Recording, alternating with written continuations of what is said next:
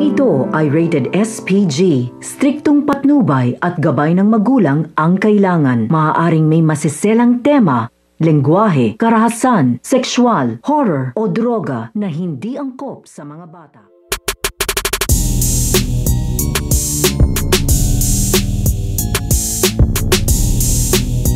Ang paghahanap dito nga sa babaeng ahas dahil sa paglantad nito nga ni Valentina ay tatawagin nga siya dito na babaeng ahas dahil hindi pa nga dito alam at hindi pa nga nagpapakilala ito nga si Valentina dito nga sa publiko, at dahil usap-usapan na nga ng mga tao at ito nga mga pulis at pati na nga rin dito ito nga si Nada ang tungkol nga dito nga sa babaeng ahas ay todo ingat na nga sila dito. Dahil iba nga daw dito, ito nga daw extra na ito nga daw babaeng ahas dahil pumapas lang nga daw ito, hindi nga daw kagaya ng ibang extra na kanilang nadampot na ay nagnanakaw nga lang daw ito. Pero ito nga daw babaeng ahas ay sumasama nga daw ito dahil pumapas lang nga daw ito ng mga tao. Kaya nagdodoble ingat nga dito itong mga tao. Kaya naman todo bantay nga sila dito sa kanilang mga bahay upang hindi nga daw sila mapasok ito nga daw babaeng ahas. At sa ng paghahanap ay bigo pa rin sila dito